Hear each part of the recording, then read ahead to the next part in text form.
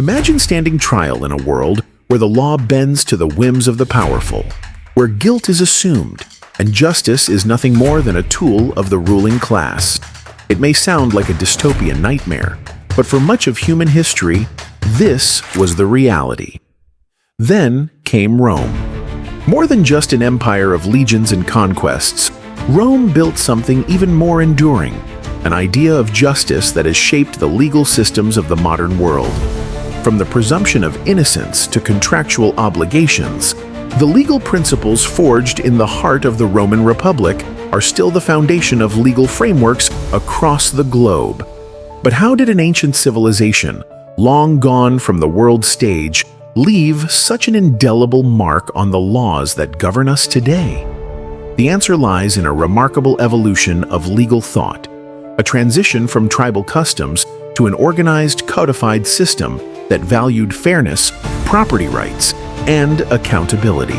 In this video, we'll uncover how Roman law laid the groundwork for modern legal systems, exploring its most groundbreaking concepts, from the 12 tables to the principles of due process. We'll also trace its impact on everything from constitutional law to international treaties, revealing how the echoes of Rome's legal ingenuity still shape the way we govern, legislate, and seek justice. Let's dive into the legal legacy of an empire that, though long fallen, still rules in the courtroom. To understand the immense influence of Roman law, we have to go back, not to the golden age of the empire, but to the rough, chaotic days of the Roman Republic. This was a society in flux, a civilization transitioning from a tribal system of justice, where personal vengeance and unwritten customs ruled, to a structured legal framework designed to govern an expanding and increasingly complex world. At the heart of this transformation was the 12 Tables, a set of laws inscribed on bronze tablets and displayed in public for all to see. Before their creation in the mid-5th century BCE, Roman law was a mystery known only to the aristocratic priests, who interpreted and applied it as they pleased. This imbalance led to growing frustration among the plebeians, the common people of Rome, who demanded legal transparency and fairness. The 12 Tables changed everything. They outlined fundamental principles that would endure for millennia. Rules about contracts, property rights, family law, and criminal justice. For the first time, law was no longer an instrument of the elite.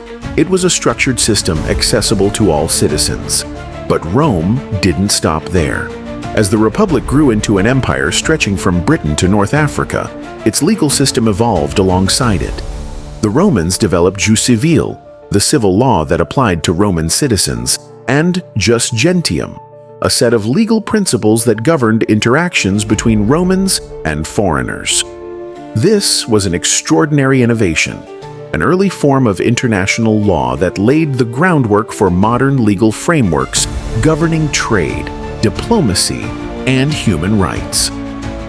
Another revolutionary concept emerged: the presumption of innocence. In Roman courts, the accused had the right to defend themselves, and the burden of proof rested on the accuser. This principle, which seems obvious to us today, was a radical departure from the norms of many ancient civilizations, where mere accusation often equaled guilt. As Rome expanded, so did its legal influence. When the Western Roman Empire collapsed, its laws didn't vanish. They were absorbed, adapted, and reinterpreted by medieval kingdoms, the Catholic Church, and eventually the modern nation-state. The principles established in Rome found their way into the Napoleonic Code, the U.S. Constitution, and even the European Union's legal framework. What began as a set of laws carved into bronze tablets became the foundation for nearly every legal system in the Western world. But how did Rome refine and expand these ideas? And why do we still rely on them today? That's what we'll explore next.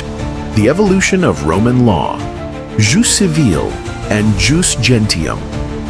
At first, Roman law applied only to Roman citizens, governed by jus civile, civil law. But as Rome expanded, conquering new lands and absorbing different cultures, a new challenge arose: How do you govern an empire filled with people from vastly different legal traditions? The Romans responded with jus gentium, a legal framework that applied to foreigners and covered trade, contracts, and disputes between non-citizens. This was one of Rome's most innovative contributions to law.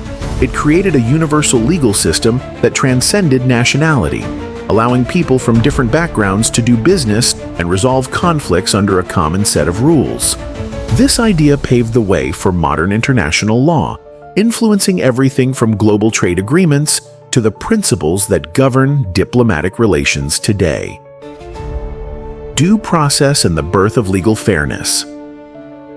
Another critical advancement was the right to a fair trial.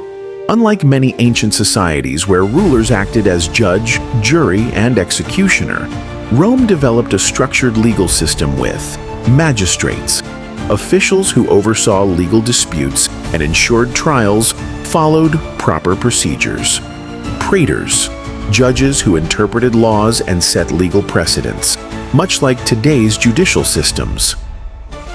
Legal representation. Defendants had the right to argue their case and even seek legal advocates, an early form of what we now call lawyers. Most importantly, the burden of proof rested on the accuser, not the accused.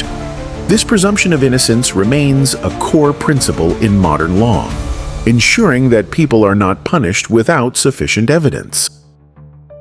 The influence of Roman law didn't end with the fall of the empire. During the Middle Ages, scholars revived and studied Roman legal texts, leading to the development of the Justinian Code, a massive legal compilation that became the foundation of European legal traditions. From there, its principles spread to the Napoleonic Code, which shaped modern legal systems in France, Italy, and Spain. English common law, which, while distinct, borrowed heavily from Roman legal reasoning. The U.S. Constitution, where due process, contracts, and legal protections mirror Roman ideals. Even today, legal systems across the world rely on principles first articulated in Rome. But the Romans didn't just shape the way we think about law, they shaped the way we build cities, govern nations, and even speak. The Romans didn't just lay the foundation for modern law, they literally laid the foundation for civilization as we know it. From roads that connected vast empires to aqueducts that brought fresh water to millions, their engineering feats were unmatched in the ancient world, and their influence is still visible today. Engineering a civilization. The power of Roman infrastructure. Imagine a world without paved roads, without running water, without grand public spaces where people could gather. Before Rome, most cities were small, disconnected, and reliant on local resources. Rome changed that forever. The Roman road system was one of their greatest achievements, stretching over 250,000 miles and linking every corner of the empire. These roads weren't just dirt paths. They were meticulously constructed with layers of gravel, stone, and concrete, designed to last for centuries. In fact, many of them still exist today, outlasting modern asphalt roads.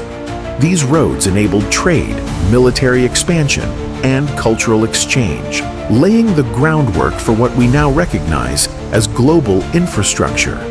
Today, our highways and transportation networks follow the same principles. Durable construction, efficient routes, and seamless connectivity. But roads were just the beginning.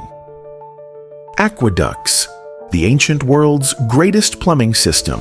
If you've ever turned on a faucet or flushed a toilet, you've benefited from Roman engineering. The aqueducts were one of Rome's most revolutionary creations. Massive structures that carried fresh water from distant sources into cities, supplying public baths, fountains, and private homes. Before Rome, clean water was a luxury. After Rome, it became a necessity. Some of these aqueducts were so well built that they're still in use today. The Aqua Virgo, for example, still supplies water to Rome's famous Trevi Fountain.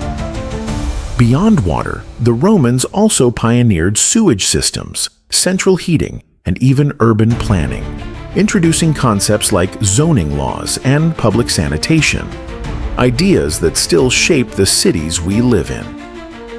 Architectural marvels. The Pantheon and the Colosseum. Roman architecture wasn't just about function, it was about spectacle. Take the Pantheon, an architectural masterpiece with a massive dome ceiling that still baffles engineers. Built in the 2nd century AD, its dome remains the largest unreinforced concrete dome in the world. The secret? A combination of lightweight materials, perfect proportions, and a deep understanding of physics. Then there's the Colosseum, the blueprint for modern sports stadiums. With its tiered seating, multiple entrances, and underground staging areas, it could hold 50,000 spectators, roughly the size of a modern NFL stadium. The way crowds moved in and out of the Colosseum, it's the same logistical design used in today's stadiums, airports, and public venues. The blueprint for modern cities, Rome's urban planning wasn't just about grandeur, it was about efficiency. Their cities were designed with a grid system, central forums, public squares, and structured neighborhoods. If you've ever walked through a modern city with main streets leading to public plazas, designated business districts, public parks, and government buildings, you're walking through a Roman-inspired city. Even Washington, D.C., with its grand avenues and monumental architecture, was inspired by the urban layout of ancient Rome. But Rome's influence didn't stop at infrastructure. Their language, Latin, became the foundation for many of the world's most spoken languages, shaping how we communicate today. The echoes of Rome are everywhere, woven into the very fabric of modern society. Its laws define our justice systems. Its architecture inspires our greatest monuments. Its language, though ancient, still shapes the way we communicate. But why does this legacy matter? What does it reveal about our present and our future? Why Rome's legacy matters.